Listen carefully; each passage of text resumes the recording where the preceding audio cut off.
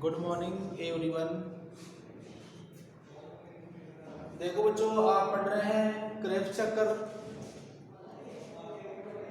Crab चक्कर मैंने जो आपको बना के दिया है वो 11th एनसीईआरटी की बुक से बना के दिया है। बहुत इजी बना के दिया है, आपको याद होने वाला बना के दिया है। ठीक है बेटा, हम अपने बुक का जो आरबीसी बुक का जो क्रेब चक्कर है वो भी हम बनाते हैं। देखो बेटा, इनमें और इसमें क्या अंतर है वो आपको याद करने में आसान रहेगा। अरे साइंस आपको हमेशा यही चीज सिखाती है कि आप शॉर्ट में ज्यादा पढ़ें, यस या नो। तो वो भी तो मान्य है, जब सेंट्रल गवर्नमेंट का जो सिलेबस है 12वीं क्लास का एनसीईआरटी का बेटा, उसमें वो मान्य है तो ये तो मान्य होगा ही होगा। ठीक है ना, तो आप वो वाला बना के आगे तो कोई दिक्कत वाली बात नहीं है। चलो बेटा देखते हैं, ये अपना पायरुविक अम्ल है। पायरुविक अम्ल, ओके, जो किस में चला गया, माइटोकॉन्ड्रिया के अंदर चला गया। फिर इसे पायरुविक अम्ल के साथ माइटोकॉन्ड्रिया के अंदर जुड़ेगा कोएंजाइम ए।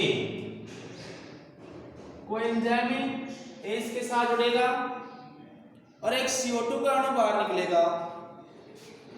एक CO2 का अणु यहां से क्या होगा, बाहर निकलेगा, ये लो, और क्या बन जाएगा, एसिटिल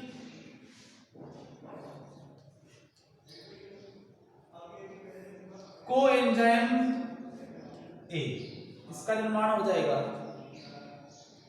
ठीक है, यहां पर जो एंजाइम जो काम आएगा वो आएगा बेटा पायरुविक डिहाइड्रोजिनेज। यहां पर एंजाइम कौन सा काम आएगा, पायरुविक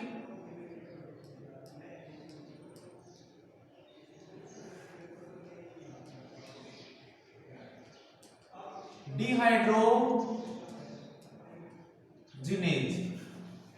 यहां पर एंजाइम कौन सा काम आएगा बताओ, पायरुविक डिहाइड्रोजिनेज। और आपको पता है यहां पर बेटा क्या होता है, NAD से NADH2 का निर्माण होता है। तो ये लो, यहां पर बेटा NAD से किसका निर्माण, NADH2 का निर्माण। ओके, ठीक है।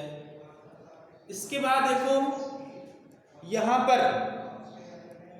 पर क्या होगा, ऑक्जेलोएसिटिक अम्ल माइटोकॉन्ड्रिया पहले से उपस्थित है। तो ये लो, ऑक्जेलो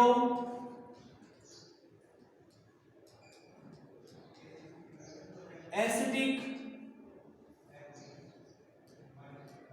अम्ल, इसको आप क्या बोलते हैं, OAA। OAA, ठीक है, ये बोलते हैं। ये इसी एसिटिल कोएंजाइम ए के साथ जुड़ेगा। ठीक है बेटा, ये इसके साथ जुड़ गया। और क्रेब चक्कर का प्रथम उत्पाद क्या होता है, सिट्रिक अम्ल। ये ना बेटा सिट्रिक अम्ल, इसका ये निर्माण कर देगा। सिट्रिक अम्ल का निर्माण हो जाएगा इससे। ठीक है, इस सिट्रिक अम्ल से फिर एक जल का अणु बाहर निकलेगा। ये लो, यहां से बेटा एक जल का अणु बाहर निकलेगा, H2, और इसके ऊपर एंजाइम काम करेगा एकोनिटेज। कौन सा एंजाइम, एकोनिटेज। एकोनिटेज एंजाइम काम करेगा और सिट्रिक अम्ल चेंज हो जाएगा सिस एकोनिटिक अम्ल। सिस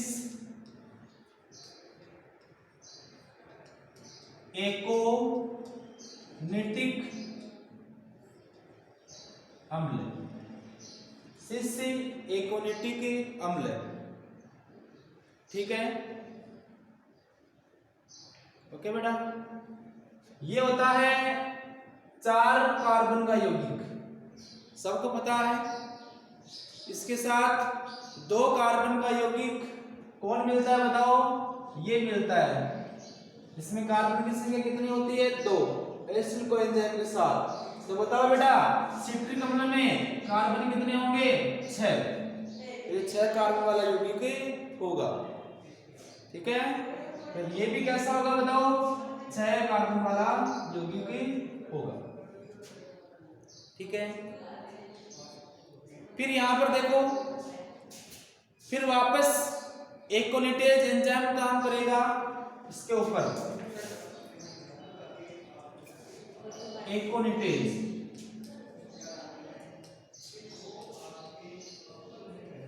एकोनिटेज एंजाइम यहां पर काम करेगा और इसको बेटा ये चेंज कर देगा आइसोसिट्रिक अम्ल के अंदर। इसके अंदर आइसोसिट्रिक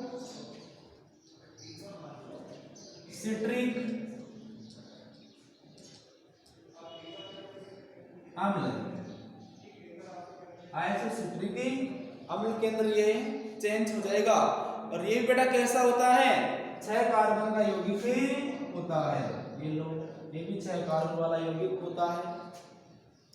इसके बाद यहां पर NAD से NADH2 का निर्माण होता है। ठीक है, ये आगे देखो, NAD से NADH2 का निर्माण होता है। और यहां पर जो एंजाइम जो काम करता है वो आता है बेटा आइसोसिट्रिक डिहाइड्रोजनेज। आइसोसिट्रिक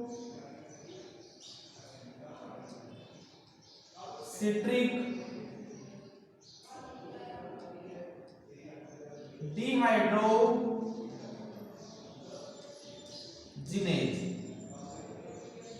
यहां पर जो एंजाइम काम करेगा वो काम करेगा आइसोसिट्रिक डिहाइड्रोजनेज। और ये जो आइसोसिट्रिक डिहाइड्रोजनेज एंजाइम है ये इसको बेटा चेंज कर देगा किसको? आइसोसिट्रिक अम्ल को ऑक्जेलोसक्सिनिक अम्ल के अंदर। किसके अंदर? ऑक्जेलोसक्सिनिक अम्ल के अंदर।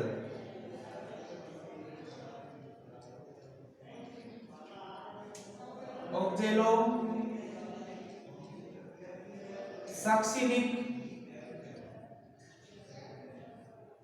अम्ल के अंदर ये इसको इसमें चेंज कर देगा। ये भी बेटा कैसा होता है? ये 6 कार्बन वाला होता है। ये भी 6 कार्बन वाला होता है। ये भी 6 कार्बन वाला यौगिक होता है। अब देखो यहां पर डिकार्बोक्सिलेज एंजाइम काम करेगा और ऑक्जेलोसक्सिनिक अम्ल से एक CO2 के अणु को बाहर निकाल देगा।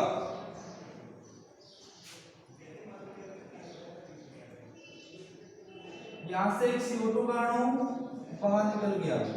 ठीक है बेटा, CO2 का अणु बाहर निकल गया तो एक कार्बन की संख्या क्या होगी बताओ? कम हो गई। और क्रिया कौन सी होगी? डिकार्बोक्सिलेज। यहां पर एंजाइम काम कर रहा है डिकार्बोक्सिलेज।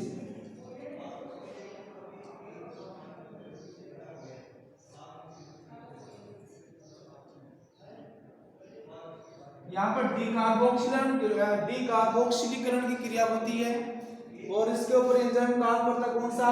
डिकार्बोक्सिलेज एंजाइम। अर्थात यहां पर एक CO2 के अणु को बाहर निकलवाएगा और इसको चेंज कर देगा अल्फा कीटोग्लूटेरिक अम्ल के अंदर। जो मैंने आपको वहां पर लिख दिया था अल्फा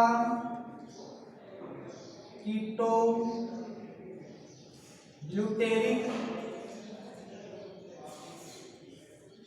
अम्ल के अंदर चेंज कर देगा। और वो बेटा 6 कार्बन का था, एक कार्बन बाहर निकल गया, कितना बचा बताओ? 5 कार्बन वाला यौगिक alpha ketoglutaric acid. Alpha ketoglutaric acid.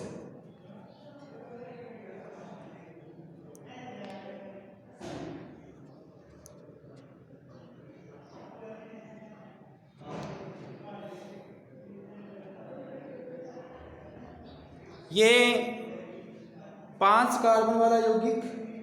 ठीक है, अब देखो बेटा ये अल्फा कीटो ग्लूटेरिक जो अम्ल है ये चेंज होगा सक्सिनिल कोएंजाइम ए के अंदर, सक्सिनिल कोएंजाइम ए के अंदर।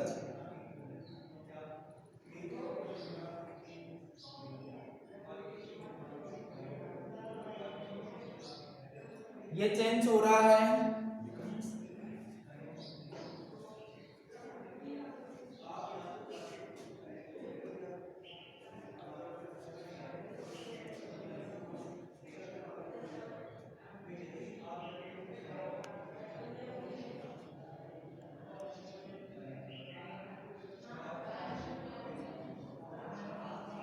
ये चेंज हो रहा है बेटा सक्सिनिल कोएंजाइम ए के अंदर।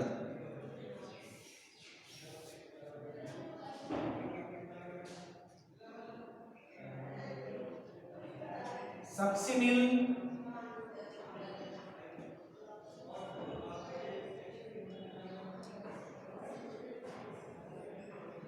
कोएंजाइम ए के अंदर ये चेंज हो रहा है बेटा। यहां से क्या होगा, एक CO2 का अणु यहां से बाहर निकल जाएगा, तो 5 कार्बन थे, एक कार्बन और कम हो गया, तो ये बेटा कैसा होता है, 4 कार्बन का यौगिक होता है, ये 4 कार्बन का यौगिक होता है। यहां पर भी NAD से NADH2 का निर्माण होता है, तो ये लो बेटा यहां पर NAD से NADH2 का निर्माण होता है। और यहाँ पर जो एंजाइम जो काम आता है वो आता है alpha ketoglutaric dehydrogenase, alpha ketoglutaric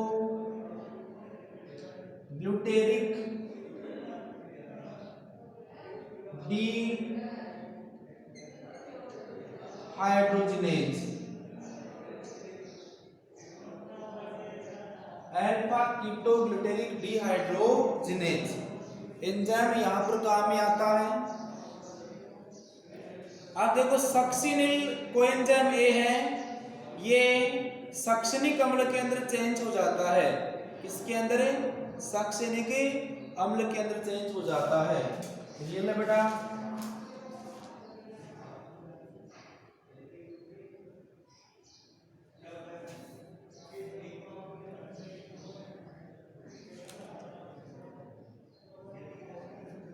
ये हम चेंज कर रहे हैं इसको किसमें, सक्सिनिक अम्ल के अंदर।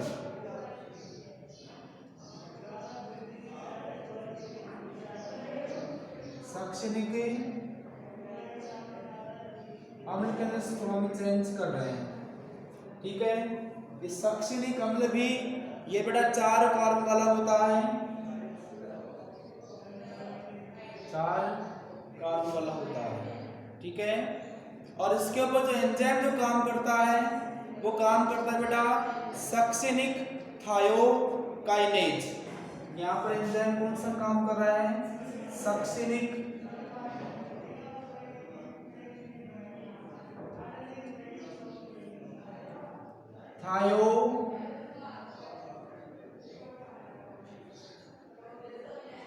थायोकाइनेज, सक्सिनिक थायोकाइनेज एंजाइम इसके ऊपर कार्य करता है। और यहाँ पर बेटा GDP से GDP का निर्माण होता है, यहाँ पर ये ऊर्जा का रूप है GDP से GDP का निर्माण होता है, ठीक है।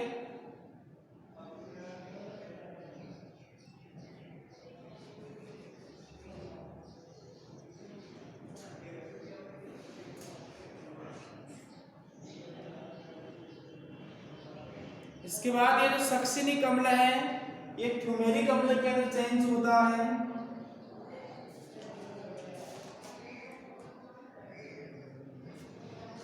ये fumaric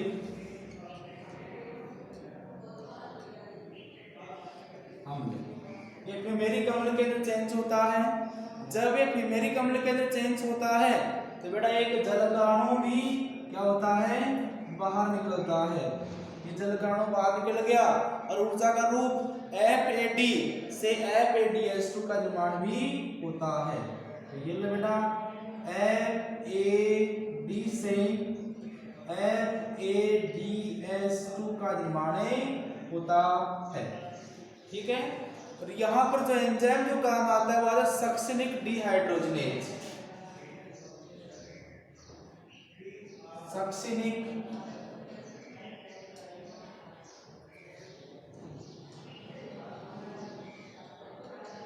dehydrogenase, succinic dehydrogenase enzyme काम में आता है। ठीक है, फिर ये फीमेलिक अम्ल है, वो चेंज होता है बेटा मेलिक अम्ल के अंदर। किसके अंदर? मेलिक अम्ल के अंदर। ये भी 4 कार्बन वाला होता है मेलिक अम्ल।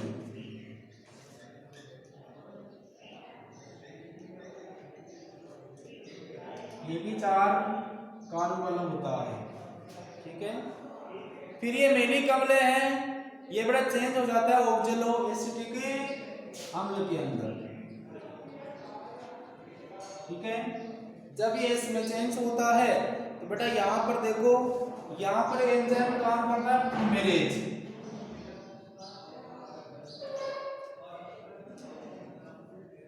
फ्यूमेरेज एंजाइम यहाँ पर काम करता है और एक जल का अणु भी इसमें भाग लेता है, येलो एस्टोन। ठीक है, यहाँ पर भी एक जल का अणु काम में आता है। ठीक है बेटा, जब मेलिक अम्ल से ऑक्जेलो एसिटिक अम्ल बनता है तो यहाँ पर बेटा NAD से NADH2 का निर्माण होता है। तो ये लो NAD से NADH2 का निर्माण होता है और ये यहाँ पर एंजाइम काम आता है malic dehydrogenase. Malic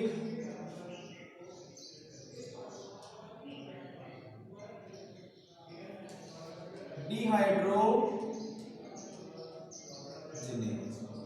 malic dehydrogenase enzyme यहाँ पर काम में आता है। ये भी 4 कार्बन का और ये भी 4 कार्बन का। ठीक है बेटा, और यहाँ से भी एक जल का अणु क्या होता है, रिलीज होता है। ठीक है, ये अपना जो बुक है बेटा उसके अंदर दिया हुआ क्रेब चक्र है। ठीक है,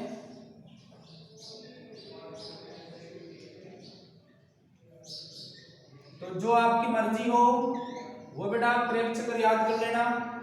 ठीक है, जैसे आपकी मर्जी हो वो आप क्रेब चक्र याद ही कर लेना। कहीं कहीं पर बेटा कुछ आयन भी काम में आ रहे हैं तो उनको लिखने की कोई खास ज्यादा आवश्यकता नहीं है। आप तो बस केवल एंजाइम और कहाँ पर ऊर्जा बन रही है बस वो आप ध्यान में रखें। ठीक है, इतना से आपको ध्यान में रखना है। देखो ऊर्जा का निर्माण हो रहा है ना, देखो यहाँ पर ऊर्जा का निर्माण हो रहा है, यहाँ पर ऊर्जा का निर्माण हो रहा है, यहाँ पर ऊर्जा का निर्माण हो रहा है, यहाँ पर ऊर्जा का निर्माण हो रहा है, यहाँ पर भी ऊर्जा का निर्माण और यहाँ पर भी ऊर्जा का निर्माण। ये क्रिया कहाँ हो रही है बेटा? माइटोकॉन्ड्रिया के अंदर हो रही है। तो बताओ माइटोकॉन्ड्रिया को कोशिका का शक्तिगृह क्यों कहा जाता है? क्योंकि माइटोकॉन्ड्रिया के अंदर क्रेब चक्र होता है और क्रेब चक्र के फलस्वरूप क्या होता है? ऊर्जा का निर्माण होता है। इसलिए माइटोकॉन्ड्रिया को क्या कहा जाता है? कोशिका का पावर हाउस से।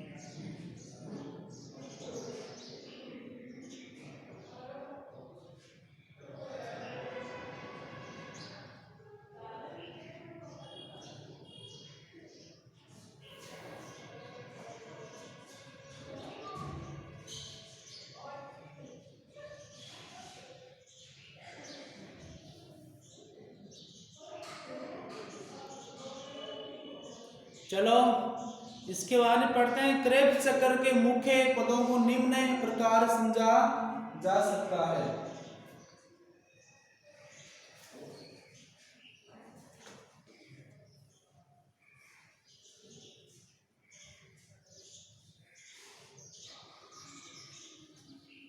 ठीक है, तो अपना पॉइंट डाल दीजिए।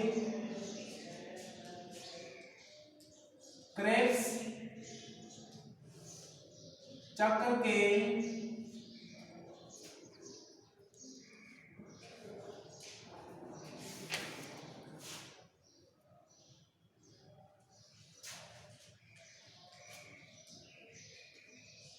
मुख्य पदों को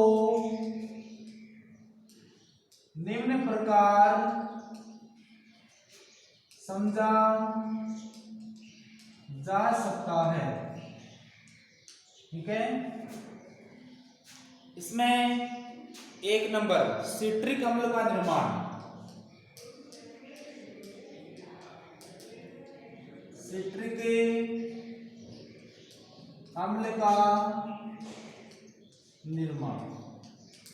देखो बेटा, सिट्रिक अम्ल का निर्माण कैसे होता है, ये भाषा लिखने की आपको आवश्यकता नहीं है। ठीक है ना बेटा, मैं केवल यहाँ पर रिएक्शन लिखूंगा, अभिक्रिया लिखूंगा, उससे आप भाषा बना सकते हैं। या यदि क्वेश्चन पूछा जाए ना तो आप रिएक्शन लिख के भी आ गए तो भी आपके नंबर नहीं कटेंगे। देखना बेटा, पायरुविक अम्ल है, पायरुविक अम्ल के साथ ही कोएंजाइम ए जुड़ा था तो क्या बना था, एसिटिल कोएंजाइम ए। तो देखो ये ऑक्जेलो एसिटिक अम्ल है या एसिटिल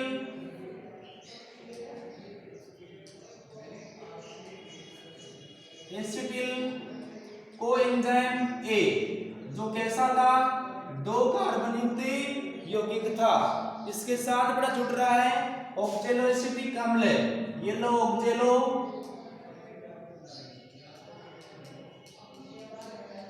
एसिटिक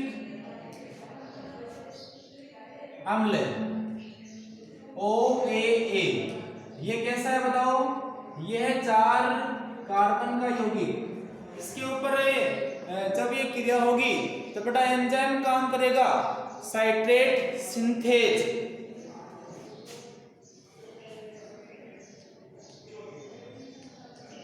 साइट्रेट सिंथेज, ये इसका एंजाइम काम करेगा और बेटा इसको ये चेंज कर देगा एसिटिक अम्ल, एसिटिक अम्ल सॉरी सिट्रिक अम्ल के अंदर। ये इसको चेंज कर देगा बेटा किसके अंदर, सिट्रिक अम्ल के अंदर। सिट्रिक अम्ल कैसा बताओ, 6 कार्बन युक्त, कैसा हुआ, 2 तो यहाँ से मिले और 4 कार्बन यहाँ से मिले। ठीक है, और इसके साथ काम में आएगा बेटा, इसके साथ क्या बनता है, कोएंजाइम ए। ये लो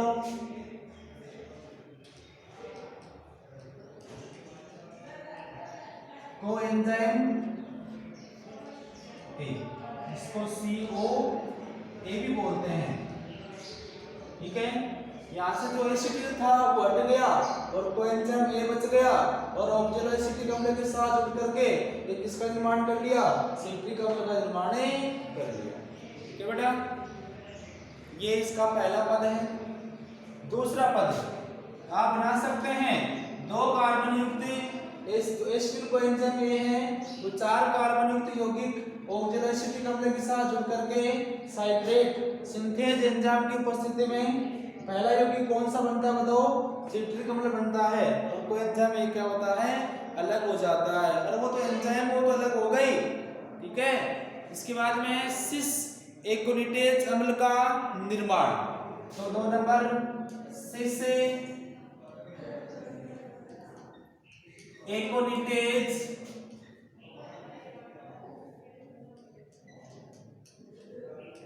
एंजाइम का सॉरी सिस एकोनिटेज अम्ल का निर्माण, अम्ल का निर्माण देखो किससे होता है। मैं इन सिट्रिक अम्ल को यहां ले आता हूं, ये लो बेटा सिट्रिक अम्ल, सिट्रिक अम्ल जो कैसा है बताओ, 6 कार्बन युक्त यौगिक है, ठीक है। इसके साथ एकोनिटेज एंजाइम जुड़ेगा, इसके साथ क्या जुड़ेगा, एकोनिटेज एंजाइम इसके साथ जुड़ेगा।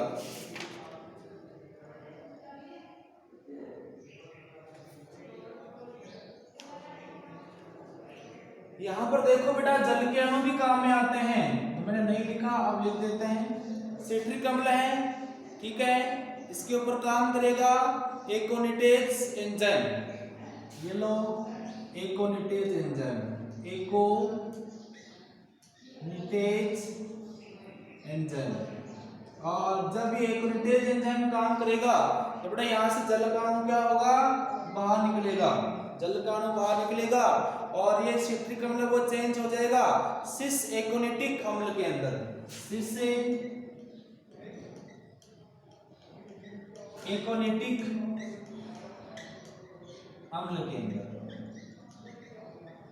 सिस एकोनिटिक अम्ल के अंदर ये चेंज हो जाएगा, ठीक है बेटा। इसके बाद 3 नंबर का पॉइंट आता है आइसोसिट्रिक अम्ल का निर्माण।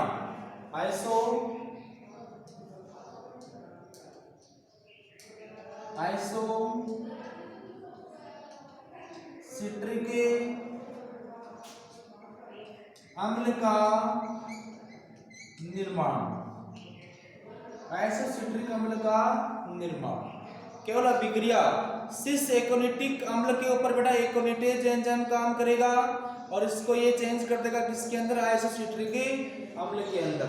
तो ये लो सिस एकोनिटिक अम्ल, ठीक है ना, इसके ऊपर एंजाइम काम करेगा वही बेटा एकोनिटेज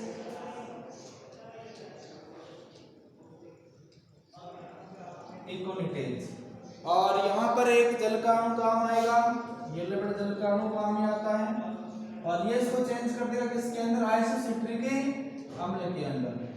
ये लो आइसोसिट्रिक अम्ल के अंदर इसको चेंज कर देगा। ये भाषा नहीं लिखवा रहा हूं मैं, केवल अभिक्रिया लिखवा रहा हूं जो आपको याद करने में क्या होगा, आसान होगा। इस प्रकार से बेटा आपने इसमें लिखी थी, ग्लाइकोलाइसिस में लिखी थी, इसमें भी आप लिख सकते हैं, ओके। ये आइसोसिट्रिक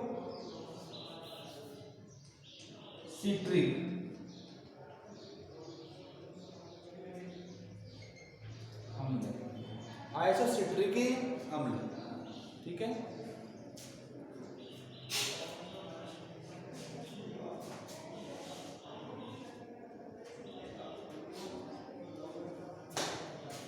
इसके बाद में 4 नंबर ऑक्जेलोसक्सिनिक अम्ल का निर्माण, ऑक्जेलोसक्सिनिक अम्ल का निर्माण।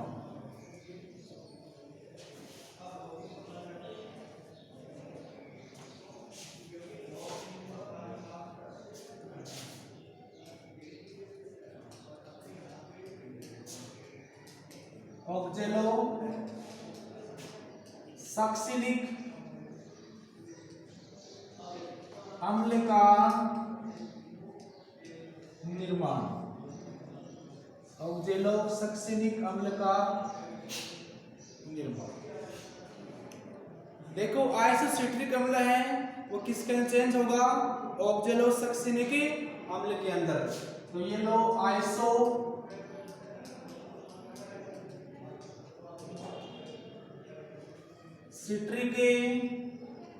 अम्ल, इसके ऊपर काम कर रहा है आइसोसिट्रिक डिहाइड्रोजनेज एंजाइम, आइसोसिट्रिक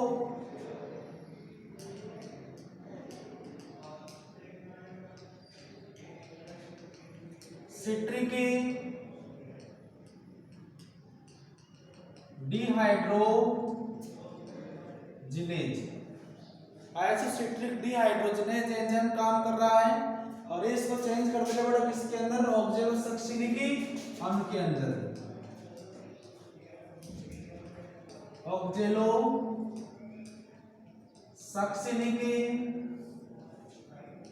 अम्ल के अंदर इसको चेंज कर देगा। ठीक है।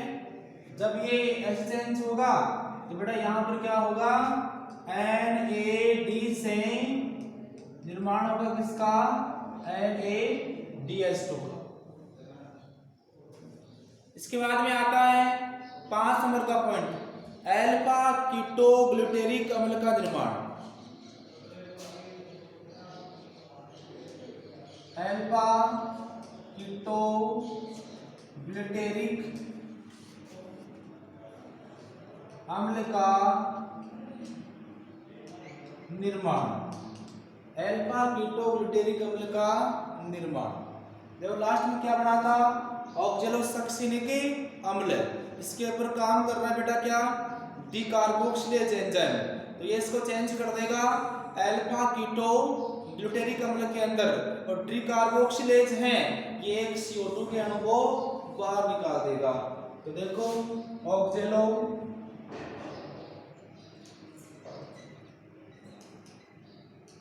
सक्सिनिक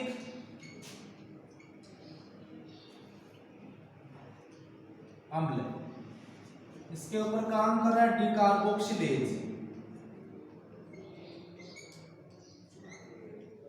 डीकार्बोक्सिलेज ये इसको चेंज कर देगा अल्फा कीटोग्लूटेरिक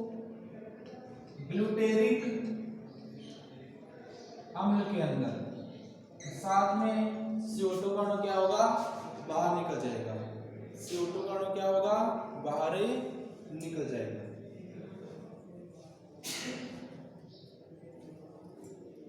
इसके बाद 6 नंबर,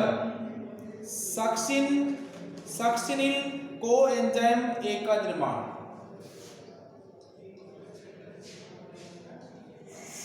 सक्सिनिल कोएंजाइम ए का निर्माण, सक्सिनिल कोएंजाइम ए का निर्माण। देखो बेटा ये अल्फा कीटोग्लूटेरिक अम्ल ये चेंज हो रहा है बेटा किसके अंदर, सक्सिनिल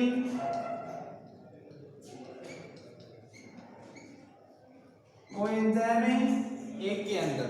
ये चेंज हो रहा है सक्सिनिल कोएंजाइम ए के अंदर, ठीक है।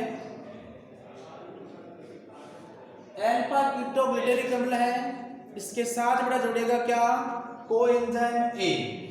इसके साथ क्या जुड़ेगा, कोएंजाइम ए, और इसके ऊपर एंजाइम काम करेगा alpha keto dehydrogenase. Alpha keto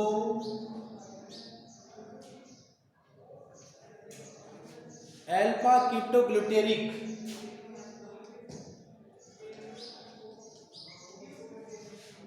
dehydrogenase,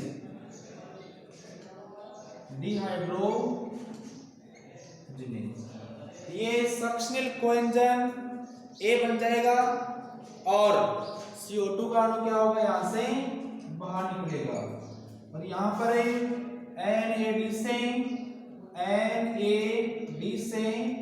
NADH2 का निर्माण होगा।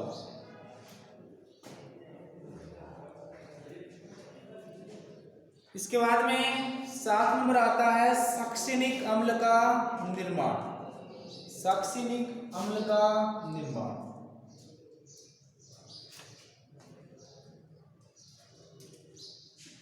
सक्सिनिक अम्ल का निर्माण, ठीक है। यहां पर सक्सिनिल को एंजाइम ए है, इसके ऊपर एंजाइम काम करेगा सक्सिनिल थायोकाइनेज, और ये इसके बड़ा चेंज कर देगा सक्सिनिक अम्ल के अंदर, और कोएंजाइम ए क्या होगा, अलग हो जाएगा। तो ये देखो सक्सिनिल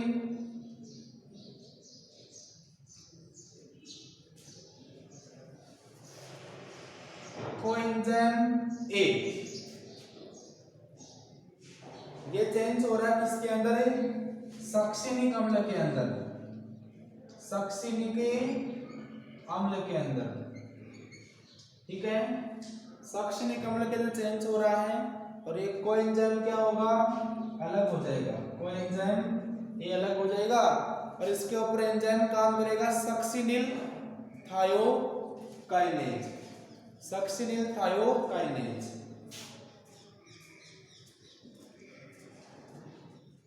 सक्सिनिल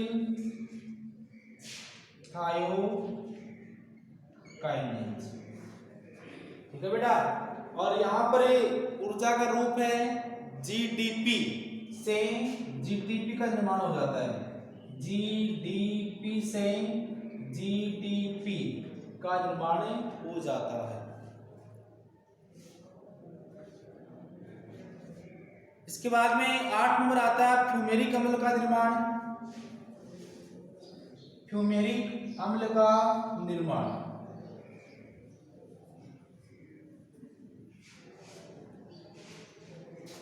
आठ नंबर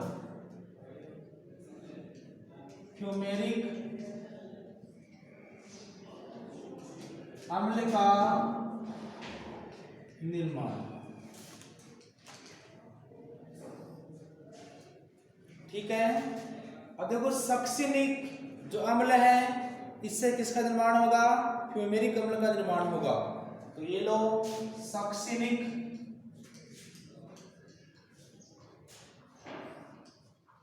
अम्ल, इससे क्या बन रहा है, फ्यूमेरिक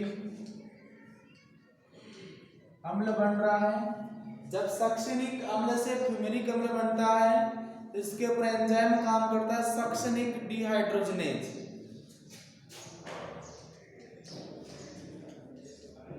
सक्सिनिक डिहाइड्रोजनेज। और यहां पर ऊर्जा का रूप FAD से FADH2 का निर्माण होता है, ठीक है।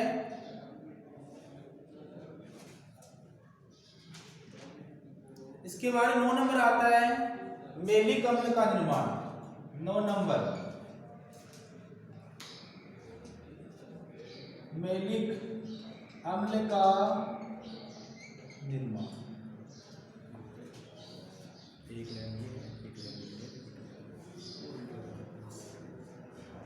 मेलिक अम्ल का निर्माण, तो बेटा फ्यूमेरिक अम्ल से क्या बनता है, मेलिक अम्ल बनता है। एंजाइम काम आता है फ्यूमेरेज, तो ये फ्यूमेरिक अम्ल से क्या बनता है, मेलिक अम्ल बनता है, मेलिक अम्ल बनता है। यहाँ पर एंजाइम काम आता है फ्यूमेरेज, फ्यूमेरेज एंजाइम काम में आता है और एक जलकाणु भी काम में आता है, ठीक है। लास्ट है वह ऑक्जेलोएसिटिक अम्ल का निर्माण। मेलिक अम्ल से किसका निर्माण होता है, ऑक्जेलोएसिटिक अम्ल का निर्माण होता है। OAA का निर्माण, ठीक है बेटा। देखो मेलिक अम्ल से क्या बनेगा, OAA, तो ये लो मेलिक अम्ल है, ठीक है। क्या बन रहा है, OAA। यहां पर भी बड़ा देखो मेलिक डिहाइड्रोजनेज एंजाइम काम में आता है, मेलिक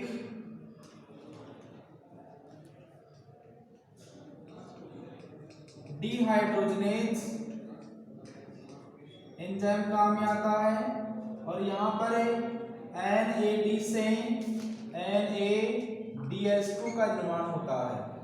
इस प्रकार से बेटा अपना क्रेब्स चक्र है उसकी ये जो अभिक्रियाएं हैं वो कंप्लीट होती है। इनके बारे में मैंने आपको नहीं लिखवाया है, आप यहाँ पर लिख सकते हैं। बेटा लाइन ऐसे बना सकते हैं कि मेलिक अम्ल के ऊपर मेलिक डिहाइड्रोजनेज एंजाइम काम करता है और मेलिक अम्ल को ऑक्जेलोएसिटिक अम्ल के अंदर चेंज कर देता है। जब ये अभिक्रिया होती है तो NAD से NADH2 का निर्माण होता है। बस यही अभिक्रिया है, ठीक है। चलो ये कंप्लीट होता है। इसके बाद में अपना जो पॉइंट आता है वो आता है बेटा क्रेब्स चक्कर का महत्व है, क्रेब्स चक्कर का महत्व जो कल पढ़ेंगे।